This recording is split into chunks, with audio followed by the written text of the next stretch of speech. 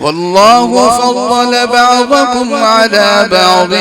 في الرزق فما الذين فضلوا براد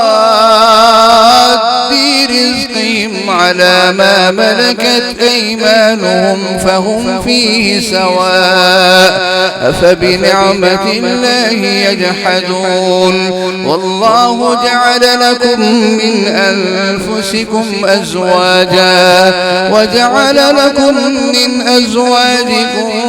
بنين وحفدة ورزقكم من الطيبات أفبالباطل يؤمنون وبنعمة الله هم يكفرون ويعبدون من دون الله ما لا يملك لهم رزقا من السماوات والأرض شيئا ولا يستطيعون